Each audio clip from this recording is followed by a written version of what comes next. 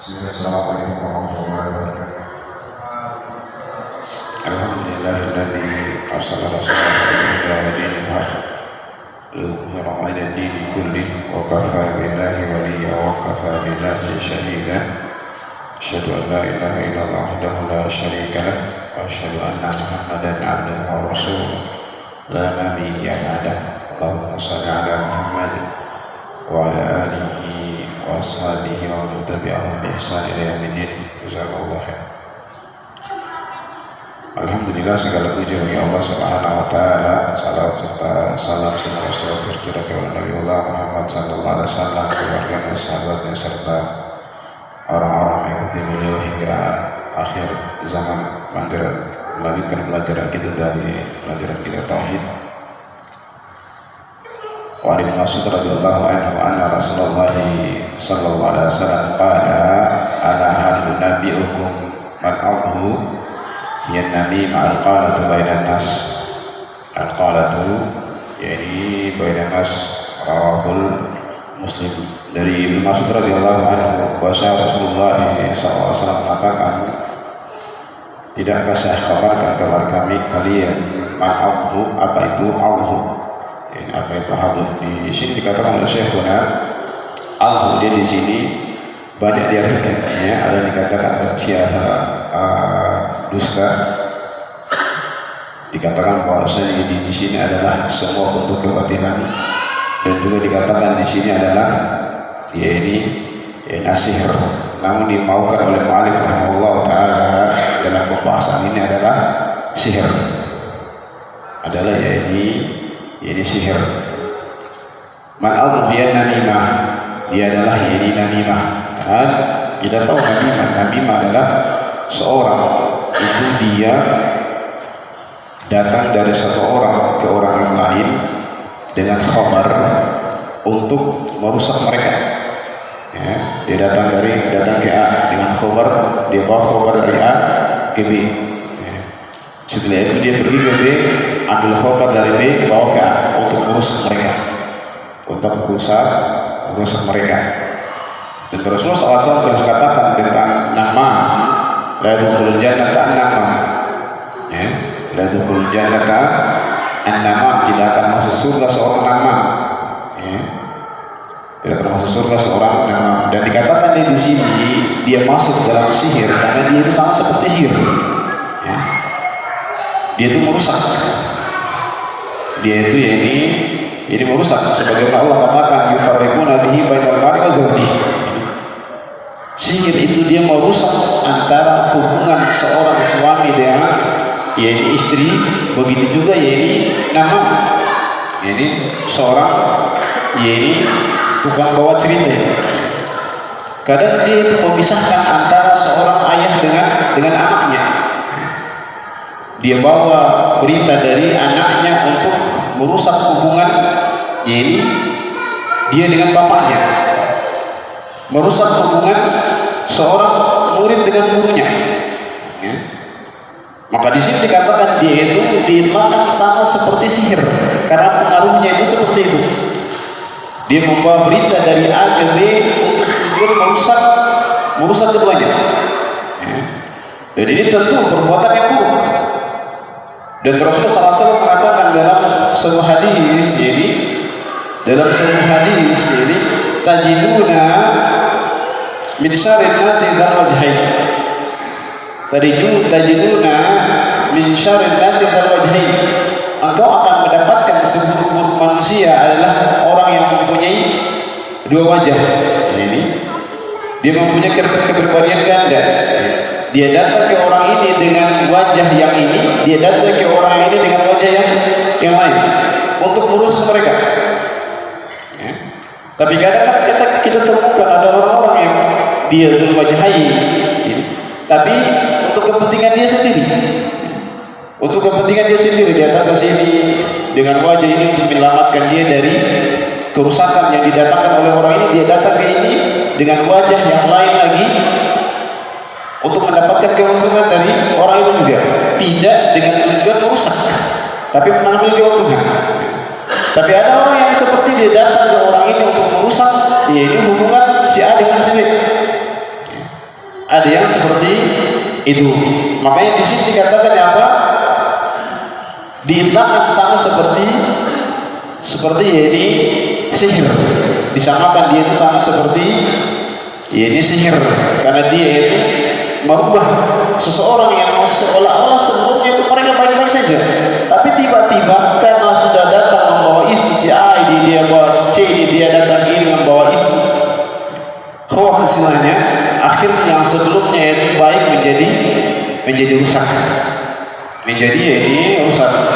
Kalau Rasulullah SAW ala hal unarjiukum al-amru hiya namimah al-qalatu bainan nas. Al-qalatu bainan nas, dia jalan menyebarkan ini isu untuk ini merusak. Makanya anak katakan pada pertemuan yang lalu, sihir itu seperti itu. Dia jalan di lingkungannya dan dia menyebarkan ini ke kerusakan dengan sihirnya agar orang itu datang kepada dia, agar orang itu datang kepada dia. Jadi masalah ini disamakan dengan sihir. Tapi apakah mereka orang yang nama ini dia katakan bahwasanya dia ini kufur? Ini tidak. Ini dari segi lugah. Ini tidak, orang yang nama ini tidak dikatakan bahwasanya dia ini melakukan kesyirikan. Tidak. Ini cuma dia efeknya sama, maka dia dikatakan dia itu ini sihir. Dan Rasulullah SAW tidak mengatakan seperti itu. Ketika Rasulullah SAW bertanya kepada para sahabat ini, dan Nabi SAW sa'alhum ata'rifuna masihra, ini ya Rasulullah SAW katakan kepada mereka, tahukah kalian apa itu sihir? Rasulullah SAW bertanya kepada para sahabat ini, qala hiya namimah al-qalatu bainan nas. Sihir itu adalah namimah, berjalan dia menyebarkan isu untuk merusak hubungan orang. Jadi ada kadang lihat ada kok sebelumnya orang itu kawan baik kok tiba-tiba sudah bermusuh dengan mereka. Ini bisa jadi ada orang yang memang datang dia itu merusak. Ada seorang murid dengan gurunya masalah yang baik hubungannya kok tiba-tiba rusak. Tiba-tiba ya ini si murid membenci guru, atau sebaliknya si guru membenci murid, atau syekh membenci muridnya, atau ya ini seorang murid membenci syekhnya. Ternyata ada pihak ketiga yang dia itu ini merusak, Walau ma Ibnu Umar radhiyallahu anhu anna Rasulullah sallallahu alaihi wasallam qala inna minal bayani la sihra. Hadis ini Ibnu Umar. Ana sarankan kepada anak-anak muda talibul ilmu untuk menghafal kitab ini kitab tauhid, ya. Dan juga ini Umdatul Ahkam, ya. Dan cari kalau kitab tauhid itu cari yang tahqiqnya Syekh Mubil. Tahqiqnya ya Syekh Mubil. Karena di sana ya ini beliau menjelaskan mana yang hadis ya dia dhaif dengan yang ini tidak. Karena ada kitab tauhid yang di sana untuk beli lengkap ya dengan masail-masailnya. Jadi ini jangan beli kitab tauhid yang seperti itu lengkap dengan masail-masailnya. Ini karena itu bukan dari perkataan ini Syekh ini Malik rahimahullahu ini ta'ala. An Umar radhiyallahu anhu anna Rasulullah sallallahu alaihi wasallam qala inna minal bayani la sihra. Ini sungguh dari penjelasan itu adalah bagian daripada sihir. Karena seperti itu dia ini merubah. Ada seorang yang dengan bahasanya, dengan bagusnya bahasanya, dia merubah sesuatu yang batil itu menjadi benar, ya. Karena pintarnya dia berbahasa. Sebagaimana hadis Rasulullah SAW menjelaskan tentang itu, inna ma'ana basyarun, saya adalah manusia sama seperti kalian. Kalau ada ba'dum ana bihujjatihi, bisa jadi salah seorang di antara kalian ada yang dia itu pintar dalam mengolah kata. Wa na'abdu binahwi ma'asau, maka saya pun menerapkan hukum sesuai dengan apa yang saya dengar. Karena pintarnya dia berbahasa, dia membolak-balikan sesuatu yang salah menjadi benar. Maka ini kalau kita kembali kepada penjelasan, ini sama seperti itu. Ini terbalik, seolah-olah dia itu benar. Ini sesuatu yang tersembunyi. Dan apakah seorang ahlus sunnah dia bisa merubah sesuatu yang buruk menjadi baik dalam perkara agama? Tidak bisa. Ya, kita tidak bisa sama sekali karena mau mencari pujian manusia atau mau mencari banyaknya pengikut lalu kita apa? Mau merubah sesuatu yang buruk menjadi baik. Ini tidak. Ini bahkan ini seseorang yang menyampaikan sesuatu yang baik untuk mencari keduniaan saja, ini sesuatu yang diharamkan, apalagi dia membolak-balikan sesuatu yang buruk menjadi baik. Ini tidak. Ini tidak. Rasulullah SAW mengatakan, "Man talaba al-ilma mimma yubtagha bihi wajha Allah, thumma la yata'allamu illa yusib 'arada ad-dunya, lam yajid ra'ihatal jannah." Barang siapa menuntut ilmu untuk mendapatkan ini dunia, yang dimana ilmu ini hanya untuk mengharapkan wajah Allah Subhanahu wa taala, dia tidak akan mencium bau surga. Dia tidak akan mencium bau surga. Yang benar saja dia sampaikan untuk mencari pujian manusia, tidak akan mencium bau surga. Apalagi ketika dia membolak-balikan sesuatu yang buruk menjadi baik. Nanti insyaallah ada pembahasan tentang orang-orang yang merubah sesuatu yang baik menjadi buruk. Ini mereka disamakan dengan arbab, tandingan-tandingan selain Allah Subhanahu wa ta'ala. Man ja'ala ulama, barang siapa menjadikan ulama ini, yang dimana mereka yang menghalalkan sesuatu yang haram dan mengharapkan sesuatu yang haram, faja'alahu faqad ja'ala arbab min dunillah, dia telah menjadikan mereka itu arbab, tandingan-tandingan selain Allah Subhanahu wa ta'ala. Maka orang-orang yang mereka menjadikan ulama-ulama mereka, menjadikan ustaz-ustaz mereka, menjadikan kiai-kiai mereka untuk mendapatkan kehalalan dari sesuatu yang haram, atau sebaliknya, maka dia telah menjadikan ulama-ulamanya, ustaz-ustaznya sebagai tandingan-tandingan selain Allah Subhanahu wa ta'ala. Kenapa seperti itu? Karena yang merubah syariat dan merubah syariat hanya Allah Subhanahu wa ta'ala. Maka dikatakan di sana, kenapa sampai bid'ah itu begitu besar dosanya? Karena apa? Dia itu seolah-olah mau menyaingi Allah Subhanahu wa ta'ala dalam hal membuat syariat. Karena hanya membuat yang membuat syariat itu hanya Allah Subhanahu wa ta'ala. Majazi kuhan wa nahwihim. Majazi kuhan wa nahwihim. Kita masuk ke bab berikutnya, apa yang datang dari kuhan wa nahwihim, penjelasan tentang yaitu kuhan wa nahwihim. Kuhan di sini yaitu orang yang muhawalah, yaitu tusidu ila haqiqah bidhann wal hadath atau bil isti'anati bil jin. Orang-orang yang berusaha untuk sampai kepada sesuatu yang mereka inginkan benar ini dengan thariqah dhann, atau kejadian-kejadian tertentu, atau mereka itu bekerja sama dengan jin. Jadi tidak semua ada orang dikatakan dia dukun di situ dia musyrikun kafir, tidak semua, ya. Sebagaimana dikatakan oleh Syekh Hasan Yasin rahimahullah ta'ala, tidak semua dukun itu dia musyrikun kafir. Kapan seorang dukun dikatakan musyrikun kafir? Yang pertama ketika dia bekerja sama dengan syaitan. Yang kedua ketika dia menyeru bahwasanya dia mengakui bahwasanya dia mengatakan perkara baik. Adakah di sana ada dukun apa? Dukun macam-macam. Ada dukun di sana dia tidak mengakui bahwasanya dia mengakui ilmu gaib, tapi dia hanya menipu manusia saja. Dia hanya menipu manusia. Maka ini tidak dikatakan bahwasanya dia musyrikun kafir. Tapi orang yang datang kepada dia, orang yang datang kepada dia yang beranggapan bahwasanya dia ini mengetahui perkara gaib, maka orang yang datang itu bisa musyrikun kafir, bisa musyrikun, ini kafir. Maka di sana berkata Imam Syafi'i yang bagus sekali, barang siapa yang tidak mau ini capek dalam hal menuntut ilmu, maka dia akan menyelam dalam pahitnya kebodohan. Barang siapa tidak mencapai dalam menuntut ilmu, maka dia akan menyelam ke dalam pahitnya kebodohan. Ya. Salah satunya seperti tadi, dia menganggap bahwa dukun ini adalah orang yang mengatakan perkara baik dalam keadaan dukun ini tidak jatuh ke dalam kesyirikan. Tapi orang yang datang kepada dia jatuh ke dalam ini kesyirikan. Wanahwihim di sini adalah semua orang-orang yang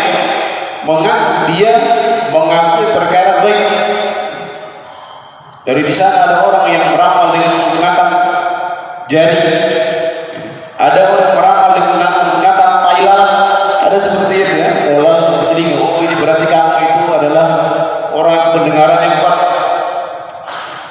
Tai lalatnya di mata berarti pandangan itu bagus. Tai lalat di belakang berarti kamu nanti jauh mengembara ke macam-macam. Ada yang meramal dengan kejadian-kejadian. Kejadian-kejadian yang bukan memang hukum alam. Kalau hukum alam ya ini jelas ya. Ketika dia melihat ada burung yang terbang banyak, dia mengatakan bahwa ini ada kejadian seperti ini. Dengan ilmunya, maka ini jadi dikatakan dia melakukan yang melakukan perkara baik. Tapi dia memakai hukum alam karena banyaknya pengalaman dia. Maka ini tidak dikatakan dia itu mengetahui perkara ini ghaib.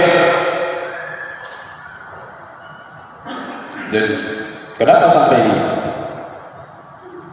Yang mengetahui orang mengatakan bahwasanya yang mengetahui perkara ghaib mereka jatuh ke dalam kesyirikan karena tidak mengetahui ghaib kecuali Allah Subhanahu wa taala. Dalilnya sangat banyak.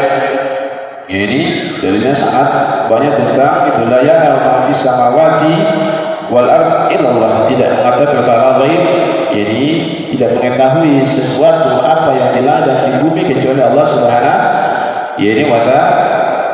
wa ta'ala. Wa rawahu Muslim fi sahihihi an ba'di azwaji Nabi sallallahu alaihi wasallam. Jadi hadis ini diriwayatkan oleh Nabi, oleh istri-istri beliau, sebagai istri-istri beliau. Berarti ini Rasulullah SAW betul-betul mengajarkan istri-istri mereka tentang kesyirikan. Karena disebut oleh para ulama sebelum datang Rasulullah itu di tanah Arab itu begitu banyaknya perdukunan itu tersebar kemana-mana dan mereka sangat mengagumkan ini perdukunan ini. Tapi setelah diutusnya Rasulullah SAW disebutkan oleh para ulama itu Allah Subhanahu wa taala menjaga langit. Jadi disebutkan dalam hadis Abi Qatadah radhiyallahu anhu qala ja'alallahu nujuman li thalatha. Allah menjadikan bintang itu ketiga. Zinatan lis-sama, nujuman lisyayatin wa alamatin yuhtada biha. Allah menjadikan bintang itu tiga perkara untuk penghias langit, untuk pelempar setan, dan alamat ini tanda biha. Ini tanda-tanda alamat untuk mereka itu mencari arah. Jadi ketika diutusnya Rasulullah SAW itu penjaga langit itu diperketat. Setiap ada mereka yang mau naik ke sana itu dilempar. Jadi ada sebagian ulama mengatakan bahwasanya setelah diutusnya Rasulullah SAW sama sekali tidak ada mereka dari jin-jin yang mencuri informasi itu sudah terputus, sudah tidak ada sama sekali. Namun berkata Syekhuna ini butuh dalil. Ini butuh dalil. Namun yang benar di sana setelah diutusnya Rasulullah tetap ada setan jin-jin yang mereka terus sampai ke langit untuk mencuri berita. Ini mereka bersusun. Dalam hadis dikatakan ini seperti itu hadis Abu Hurairah muttafaqun alaihi. Mereka susun. Fabaddada faharrafahu wa safa Sufyan bi kaffihi. Ba'dahu ala ba'd. Jadi mereka susun sampai ke langit dunia untuk mendengar cerita. Idza qala Allah subhanahu idza qala Allah fi sama barakatil hadisnya banyak. Jadi Sufyan al-Thawri beliau memberikan isyarat seperti ini. Fayasma mustarik kesan.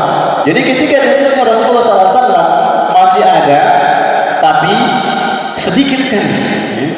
Karena apa? Setiap ada yang naik dilempar. Maka disebut dalam hadis, yakni fala ba'duhum ya yudrikuhu, di antara mereka ada yang sempat tapi dikejar, dilempar dengan bintang itu. Dan dikatakan oleh para ulama setelah beliau SAW meninggal dunia itu bertambah dukun-dukun yang mereka itu bekerja sama dengan jin untuk mencuri informasi di langit sana, tapi tidak sebanyak sebelum diutusnya Rasulullah. Jadi Rasulullah SAW ini betul-betul ketika beliau diutus, beliau mengajarkan istri-istrinya, karena seperti tadi di tanah Arab itu ketika belum diutusnya Rasulullah itu apa? Banyak sekali perdukunan. Karena apa? Zaman jahiliyah, zaman kebodohan. Dan seperti itu di sebuah tempat ketika orang-orang di sana jahil dari yang namanya tauhid, perdukunan tersebar di mana-mana. Ya. Perdukunan tersebar di mana-mana. Ketika sebuah tempat itu kesyirikan tersebar, berarti apa? Itu kejahilan tersebar di antara yakni mereka. Jadi ketika diutusnya Rasulullah SAW itu diperketat setelah meninggalnya beliau, ini tetap ada tapi ini berkurang. Ini tetap ada tapi ini berkurang. Warawu Muslim fi sahihi an ba'di azwaj Nabi sallallahu alaihi wasallam an Nabi sallallahu alaihi wasallam ini qala. Jadi antum harus perhatikan keluarga antum dari namanya. Jadi kesyirikan, ya, Rasulullah SAW dalam keadaan telah dikatakan bahwa istri-istri beliau adalah istri-istri beliau di akhirat, ini tetap mengajarkan, menjaga mereka dari namanya, ini kesyirikan. Pada arafan fasa'alahu an syai'in lam tuqbal lahu salatu arba'ina yawman. Barang siapa yang mendatangi dukun, ini tukang ramal, ini maka tidak akan diterima sholatnya itu selama 40 hari. Jadi dikatakan di sini tidak diterima sholatnya bukan berarti dia sholat ulang, ya. Tapi dikatakan di sini tidak diterima itu sholatnya tetap sah, tapi apa? Tapi tidak berpahala. Ya. Kalau dikatakan oleh Syekh rahimahullah taala, seorang itu ketika dia sholat dengan lengkap syaratnya, lengkap rukunnya, dia mengerjakan yang wajibnya, maka dia mendapatkan 2 dari sholatnya itu. Yang pertama, gugurnya kewajiban. Yang kedua adalah pahala dari sholat itu sendiri. Jadi ketika seorang dia mendatangi dukun, dia mau benarkan atau tidak benarkan, maka tidak diterima sholatnya selama 40 hari. Tidak diterima sholatnya di sini maksudnya adalah pahala dari sholatnya. Bukan berarti bahwa saya tidak mau sholat lagi 40 hari, atau dikatakan bahwa sholat yang lama sudah tidak diterima, berarti dia harus sholat tidak. Tapi pahalanya sebagaimana orang puasa, dia puasa tidak makan dan minum, tapi dia melakukan dosa-dosa yang tidak bisa tidak membatalkan, tetap kewajiban puasanya gugur, tapi pahalanya tidak ada. Tapi pahalanya tidak, ini tidak ada.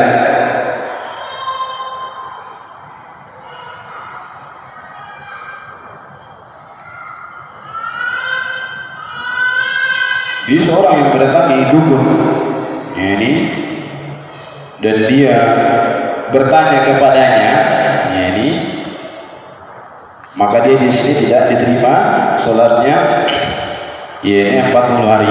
Tapi kalau misalnya dia datang, mungkin di sana dia mau tolong dalam hal yang biasa saja, atau dia bertanya dalam perkara-perkara yang wajar, contohnya mungkin dia tetangga dengan dukun, dia tanya besok air jalan atau tidak, dalam masalah air besok air jalan atau tidak, bukan karena dukun ini mengatakan perkara baik. Dia hanya tanya besok ada atau jalan atau tidak. Karena mungkin ya dukunnya di situ jadi orang, biasanya kan tempatkan dukun itu orang yang dianggap orang pintar ya. Orang pintar sudah orang dukun itu kan, jadi dia dijadikan RT. Kadang mungkin dijadikan ini orang yang pegang kunci kebenaran di situ. Jadi kunci tentang air kalau dia datang. Besok ada apa tidak? Lalu dikatakan wah bahaya kamu sudah datang ke dukun, berarti yang 40 hari sholat tidak diterima. Padahal cuma dalam masalah air. Ini masalah ya ini air. Karena mungkin ini dia yang punya informasi tentang air. Jadi pertanyaan-pertanyaan yang bukan di sana yang mengarah kepada mengetahui perkara ini perkara baik. Jadi dia datang saja kepada dukun. Ini maka ya ini tidak diterima sholatnya selama 40 hari. Ini dari yang diterima tidak diterima apa maksudnya di sini adalah ya ini pahalanya tidak berpahala sama sekali. Wa Nabi radhiyallahu anhu an Nabi sallallahu alaihi wasallam qala man ata kahinan fasaddaqahu bima yaqul. Jadi yang tadi cuma datang saja ya. Yang tadi dia cuma datang. Jadi dia datang ya ini. Dia cuma datang saja ini dengan keyakinan, maka ya ini tidak diterima salatnya 40 hari. Tapi kalau dia datang ataukah hinan fasaddaqahu bima yaqul, dia membenarkan apa yang dikatakan oleh dukun itu, maka faqad kafara bima unzila ala Muhammad, maka dia adalah ya ini kufur terhadap apa yang diturunkan ya ini kepada Muhammad. Apa yang diturunkan kepada Muhammad? Al-Quran dan hadis atau Al-Quran saja? Nah di sini sebenarnya rahimahullah telah mengatakan yang dimaksud dengan faqad kafara bima unzila ala Muhammad di sini adalah ya ini Al-Quran. Ini berarti dia kufur. Ini satu saja dia ingkari dari huruf Al-Quran, dia telah kufur. Bagaimana kita dia mengingkari ya ini Al-Quran, maka dia adalah ya ini kufur. Wa bihadza Utsaimin rahimahullah taala bihadza na'rifu anna al-Quran anna qaul rajih min hadis qudsi. Kita bahas sedikit hadis qudsi. Hadis qudsi annahu min kalamillah ta'ala makna wa amma lafzahu ini ya Rasul. Jadi hadis qudsi, perbedaan hadis qudsi dengan Al-Quran.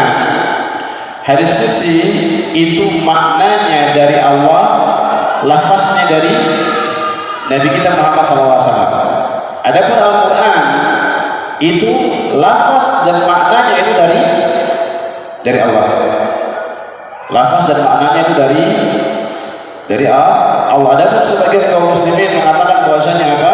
Mereka mengatakan bahwasanya apa? Al-Quran itu maknanya dari Allah, lafaznya itu dari Nabi kita Muhammad. Mereka menyamakan Al-Quran dengan hadis qudsi. Ini tidak ya. Perbedaan Al-Quran dengan hadis qudsi, Al-Quran itu lafaz dan maknanya dari Allah Subhanahu wa taala. Adapun hadis qudsi lafaz maknanya dari Allah, lafaznya dari Nabi kita Muhammad SAW. Ini dan apakah seorang boleh mengatakan ya ini Allah berfirman ketika dia membaca hadis qudsi? Ya ini boleh. Kapan? Ketika hadis qudsi itu lafaznya sama. Dalam beberapa riwayat, ada riwayat ini, riwayat itu, dari sahabat ini, dari sahabat itu, ya ini sama lafaznya. Maka boleh seorang mengatakan ya ini Allah berfirman. Tapi kalau dikatakan di sini hadis qudsi, lafaznya yang dari sahabat ini ada perbedaan dengan lafaz dari sahabat yang lain, maka dia tidak boleh mengatakan Allah berfirman sebagaimana perkataan dari Syekh Nasir Salamat rahimahullah. Ini ta'ala insyaallah ya ini cukup sebelum ditutup mungkin ada pertanyaan, dipersilakan. Silakan.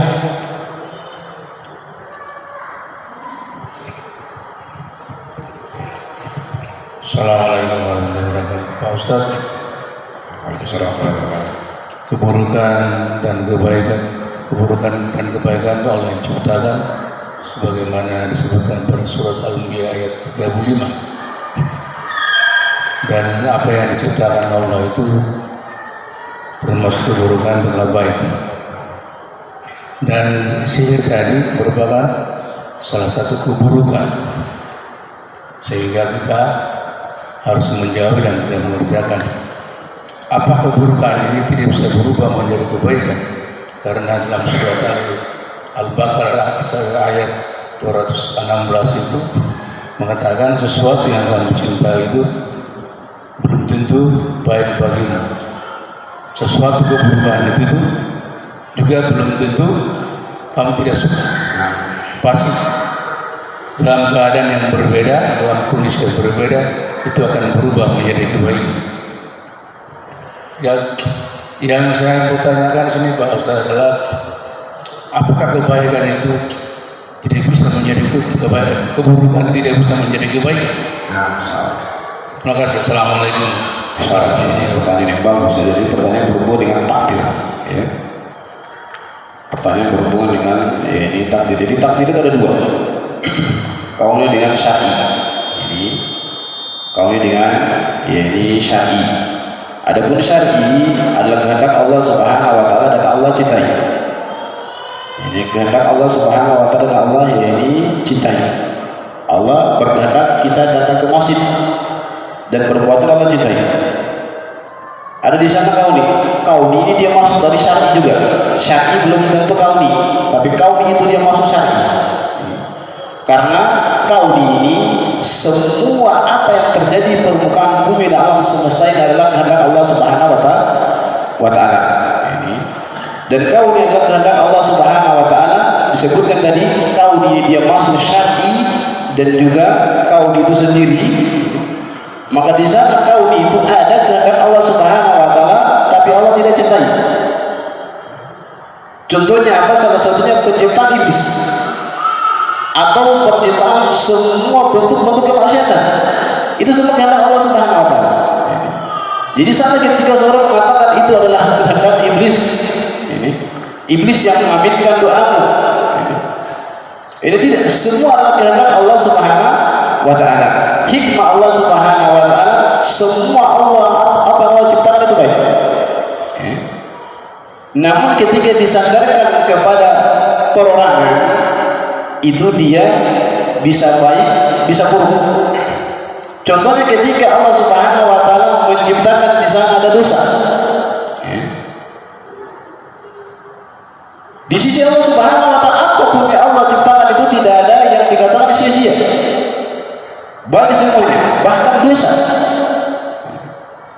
Contohnya seorang muslim, seorang yang beriman, dia jatuh ke dalam dosa. Dengan dosanya dia istighfar. Istighfarnya ini akan bisa membuat derajatnya lebih tinggi dari kedudukan yang sebelumnya. Disebut dalam hadis Abu Hurairah dan Abu Ya'la di sana, radhiyallahu anhuma, laula tudhibuna la dhahaba Allahu bikum wa ja'a biqaumin yudhibuna fa yastaghfiruna Allah ta'ala fa yaghfiru Allah lahum.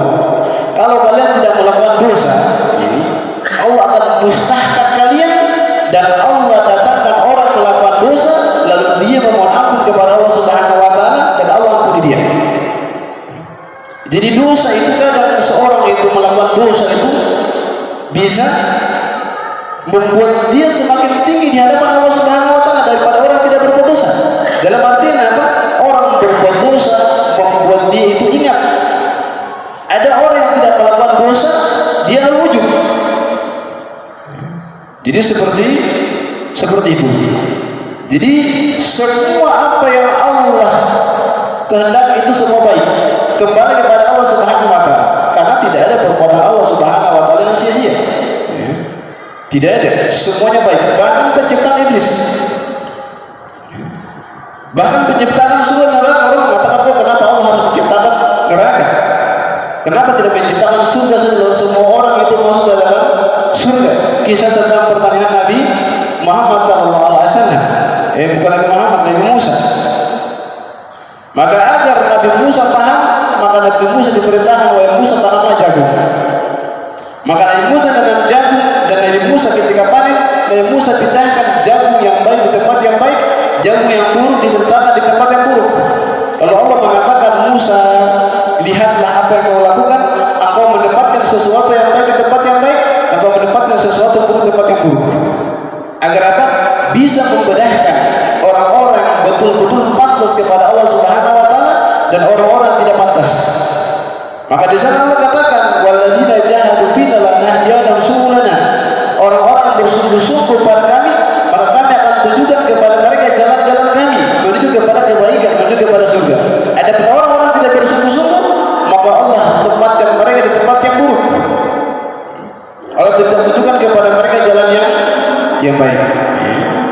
Jadi Allah katakan, asa ayakuna khairan fahuwa, ini asa ayakuna syai'an yuhibbunahu, ada sesuatu yang kau cintai tapi itu tidak baik bagimu.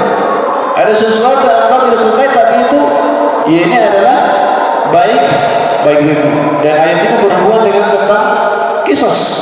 Orang-orang mengatakan bahwa kisos itu tidak baik. Dan Allah katakan apa? Inna fil khayal, inna fil kisos hayat. Di dalam kisos itu ada sesuatu, ada kehidupan. Orang mengatakan bahwa kisos itu tidak baik, sesuatu dibenci. Tapi Allah katakan sesuatu yang bisa jadi engkau benci itu ada sesuatu yang baik bagimu.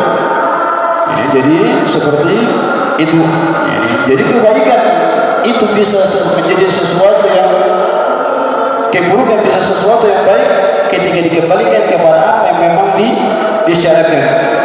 Dia jatuh ke dalam musibah contohnya. Musibah ini bisa mengangkat dia, derajat dia kepada sesuatu yang baik. Dengan musibah dia bisa mengingat Allah Subhanahu wa taala. Ketika dia dapat musibah, dia selalu berjalan dalam keadaan dia itu ini merasa dia adalah orang-orang yang seperti ini, seperti itu. Tapi ketika dia mendapat musibah, dia ingat kepada Allah Subhanahu wa taala. Jadi ini semua yang apa yang Allah lakukan itu adalah sesuatu yang baik ketika dikembalikan kepada Allah Subhanahu wa taala. Karena Allah telah katakan dalam hadis qudsi, "Inni haramtu zulma ala nafsi." Saya telah mengharamkan kezaliman terhadap diriku. Berarti ketika Allah membuat seorang jatuh ke dalam kemaksiatan, itu bukan kezaliman bagi Allah Subhanahu wa taala. Ketika seorang melakukan zina, ketika dia berjudi, dia melakukan sebuah bentuk maksiat, itu ketika dikembalikan kepada Allah Subhanahu wa taala, itu bukan kezaliman. Itu bukan kezaliman. Tapi ketika dikembalikan kepada hamba, itu kezaliman. Ya, karena Allah katakan apa? Inna haramtu zulman ala nafsi. Ya. Dan Allah Subhanahu wa taala tidak menghalalkan kezaliman itu terhadap ini hambanya. Ini insyaallah ini